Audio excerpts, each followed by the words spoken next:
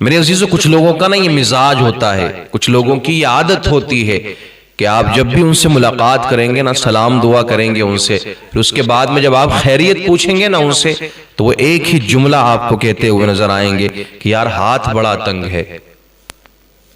ہر وقت یہی جملہ ان کی زبان پر آپ کو ملے گا۔ کبھی یہ نہیں کہ الحمدللہ اللہ کا شکر ہے سارے معاملات ٹھیک ٹھاک ہے، نہ بلکہ ہر وقت ہاتھ بڑا تنگ ہے۔ اور جہاں پھر دین کے معاملے میں خرچ کرنے کی بات آئے تو وہاں بھی پھر ان کا یہی مزاج ہوتا ہے کہ کچھ نہیں ہے، کاروبار نہیں ہے، ہاتھ بڑا تنگ ہے۔ حالانکہ سب جانتے ہیں، سب کو معلوم ہے کہ اس انسان کا معاملہ بہتر ہے، کاروبار ٹھیک ٹھاک ہے، سب کچھ ٹھیک ہے، لیکن جہاں اللہ کی راہ میں خرچ کرنے کی بات آئے یا پھر اپنی بہنوں کے اوپر خرچ کرنے کی بات آئے، وہاں بھی لوگ اس جملے کا بڑا استعمال کرتے ہیں۔ یعنی ایک شخص وہ ہے کہ جس کے اپنے معاملات ٹھیک چل رہے ہیں، اپنا سارا کام ہو رہا ہے، اپنا کوئی کام رکا ہوا نہیں ہے، بلکہ سب کچھ ہو رہا ہے، سارے معاملات حل ہو رہے ہیں، لیکن میرے عزیزو جہاں نمبر کسی کو دینے کا آ گیا نا، اور کسی کو کیا یار بہنوں کو دینے کا جہاں نمبر آ گیا، تو پھر وہی شخص، وہی انسان آپ کو یہ کہتا ہوا نظر آئے گا کہ یار ہاتھ بڑا تنگ ہے، ہاتھ بڑا تنگ ہے۔ آؤ آخر میں ان لوگوں کا ہوتا کیا ہے؟ جو یہ اپنی عادت بنا لیتے ہیں نا، یہ اپنا مزاج جو بنا لیتے ہیں، پھر حقیقت میں ان کا ہاتھ تنگ ہو جایا کرتا ہے۔ یار جو دیا ہے نا رب کریم نے، اس کا شکر ادا کریں، اس رب کی بارگاہ میں سجدہ شکر بجا لائیں۔ ہو سکتا ہے یہ کسی کی دعاؤں سے تم کو ملا ہو، اور دعا تو پھر کسی کی بھی لگ سکتی ہے نا۔ اور ایک گھر میں اگر 5-6 سدسیہ ہیں تو یہ نہیں پتا نا کس کے نصیب سے یہ پیسہ یہ مال آ رہا ہے۔ بظاہر انسان یہ سوچتا ہے کہ یار میں کما رہا ہوں، میں کمانے کے لیے جا رہا ہوں تو یہ میرا نصیب ہے، ایسا ضروری نہیں ہے، بلکہ ہو سکتا ہے کہ اللہ تمہارے بھائی یا تمہاری بہن یا تمہاری ماں یا تمہارے باپ یا کسی اور کے نصیب سے تم کو رزق عطا فرما رہا ہو۔ لیکن جب بھی دین کی بات آئے نا تو پیچھے نہ ہٹو۔ یہ جب بھی اگر بہن آ جائے نا گھر پر، اس کا خاوند اس سے کہے کہ جاؤ اپنے باپ کے مال میں سے حصہ لے کر کے آؤ، وہ کہتی ہے کہ ایسا نہ کریں میرے ساتھ میں، میرے بھائی میرے لیے ہمیشہ کے لیے دروازے بند کر دیں گے۔ بولے جا یہ حصہ لے جا، لیکن آج کے بعد میں تیرا اس گھر سے کوئی تعلق نہیں ہے۔ لیکن کبھی ہو جاتا ہے نا یار اتفاق، کبھی ہو جاتا ہے اتفاق کہ اگر بہن پریشان ہے اور اگر وہ بھائیوں کے دروازے پر آ جائے نا تو پھر بھائی اس کے سامنے رونا شروع کر دیتے ہیں۔ کبھی ضرورت آن پڑے اور اگر بھائیوں سے وہ مطالبہ کرے کسی چیز کا تو پھر بھائی اپنی پریشانیاں شروع کر دیتے ہیں، حالانکہ سب معاملات بہتر ہیں۔ اللہ اکبر کبیرہ۔ اپنی عادت کو بدلیں۔ اگر آپ نے نہیں بدلا نا تو پھر یاد رکھنا، جو ہاتھ تنگ کا رونا آپ روتے ہوئے آئے ہیں، ایک دن وہ آئے گا کہ آپ کا حقیقت میں ہاتھ تنگ ہو جائے گا۔ آؤ یار صحابہ کرام رضوان اللہ تعالی علیہ مجمعین کی زندگی کو اٹھا کر کے دیکھو۔ ہم دعویٰ کر رہے ہیں کہ صحابہ کے چاہنے والے، صحابہ سے محبت کرنے والے، نبی کریم صلی اللہ علیہ وسلم سے پیار کرنے والے، اور کیا شان ہے صحابہ کی کہ جن کے بارے میں قرآن کی آیت نازل ہوئی نا، وَيُؤْثِرُونَ عَلَىٰ أَنفُسِهِمْ وَلَوْ كَانَ بِهِمْ خَصَاصَةٌ، وہ اپنی جانوں پر ترجیح دیتے ہیں اگرچہ انہیں خود حاجت ہے اس چیز کی۔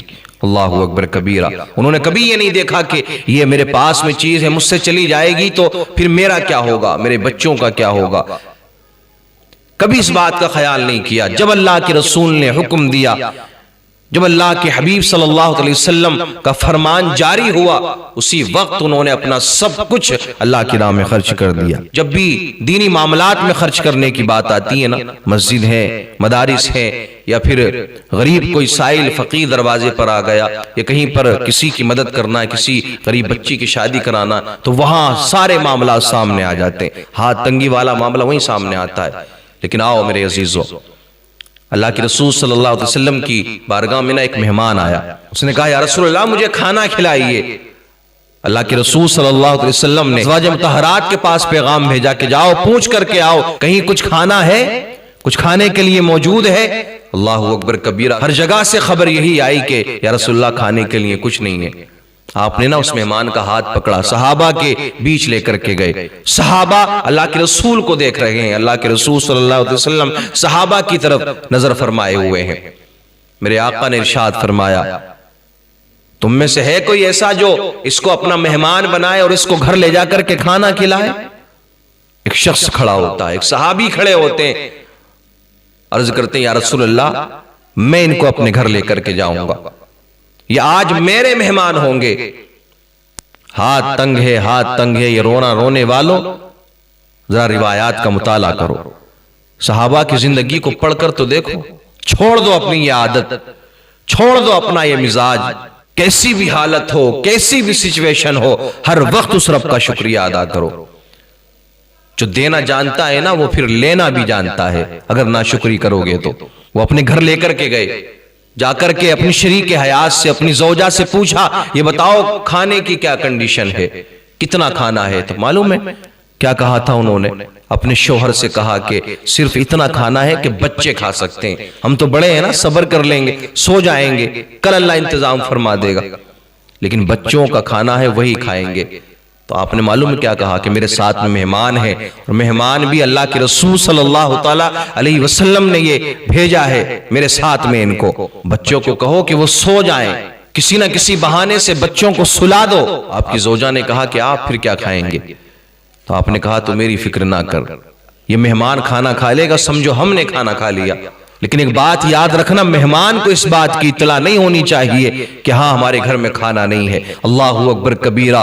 میرے عزیزو، دونوں میاں بیوی نے یہ تدبیر اختیار کی، آپ نے اپنی زوجہ سے کہا کہ جو مہمان کو اپنے گھر لے کر کے گئے تھے کہ تجھے ایک کام کرنا ہے، جب تو کھانا لے کر کے آئے نا دسترخوان بچھا دے، پھر کھانا لگا دے، کھانا لگانے کے بعد میں نا تم چراغ بجھانے کے لیے چلی جانا، کسی نہ کسی بہانے سے چراغ کو بجھا دینا۔